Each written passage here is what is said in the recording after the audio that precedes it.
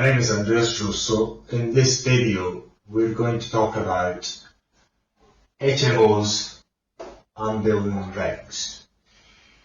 I make this video because HMOs is something I've done for many years, and sometimes you hear on the internet that when you convert an HMO, you have to have building control. So, in one case, we had one council saying that building control was required because of something called rooms for residential purposes. Now, what I've done, because this is because of my experience, given the fact that I own everything 100%, I'm the director of all the companies I own at the moment.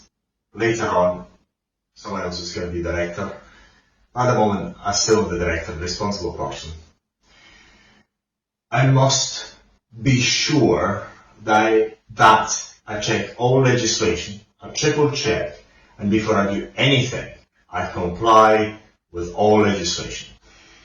Mind you, legislation is subject to interpretation. That interpretation is usually made by past tribunal or court judgments.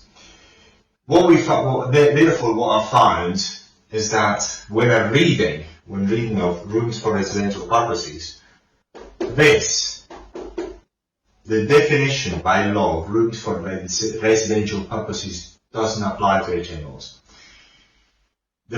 If you want to know more about that and know the exact details as why, look at the link below. By the way, you're the editor. Ask me for the link, I'll give it to you, okay? Just cut this out. Ask me for the link, I'll give it to you. Put it in the description of any video, okay?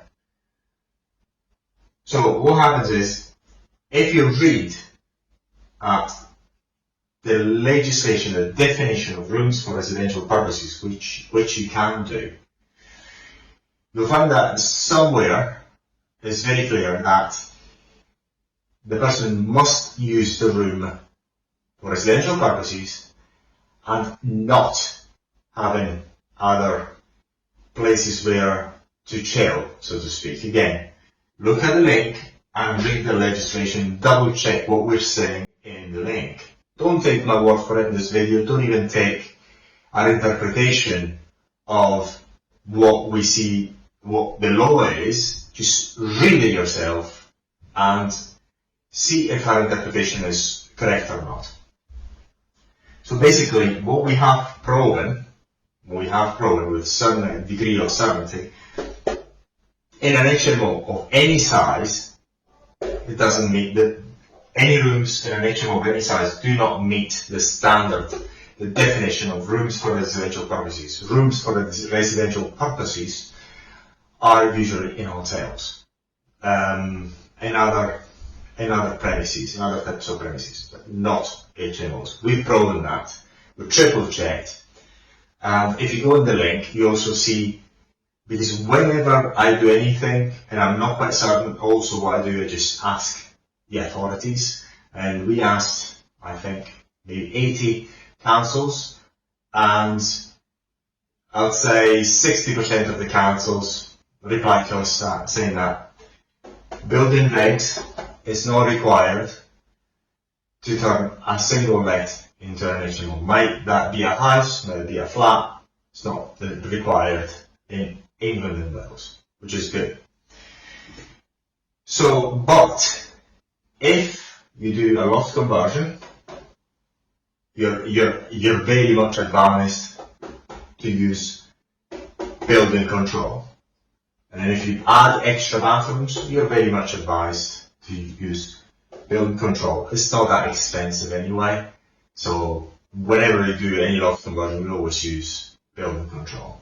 But not for a mere turning an HMO, a single let into an HMO. Basically, you can turn a living room into a bedroom by putting the bed in there. There's nothing wrong with it.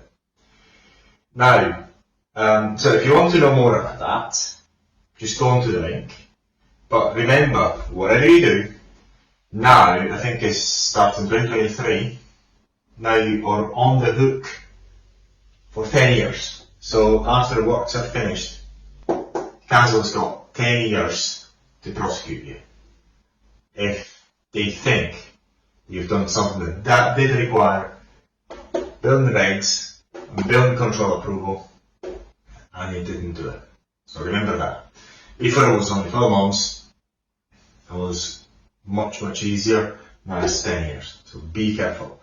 And this is why it's just my personal experience. Since I own everything and I started pretty much very close to zero, from very close to zero, I make sure that whatever I build is not going to be destroyed by a simple mistake. So I would say, do your own investigation. Don't take our word for it. Don't take what we put in the link as face value. Just do your own research. And whenever I do anything in my companies, whenever I make a decision, I check the legislation.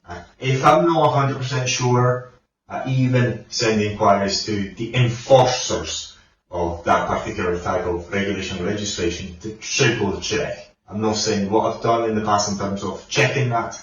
I'm quite meticulous because when they come for you, and you don't know when they're going to come for you, if you have certain things wrong and there's a genuine mistake, you'll pay the price anyway. So if you're a business owner, if you own any assets, ignorance is never justification. You will lose everything just by being ignorant. So if you don't have the advisors, make sure you actually double check yourself. But even with advisors, I would recommend you actually go and check. Triple check yourself. I always triple check. So hopefully this video has been useful to you. To summarize, the way we see it, when you turn, is, by the way, it's not just the way I see it. I've got documented councils, building control councils, the building control department or councils themselves, which are sending clearly in emails, when you turn a single let into an HMO, there's no such requirement for building regs compliance. So it's in the link below. So if you'd like to know more, get in touch with us. Again, many thanks for watching this video. Andreas Joseph.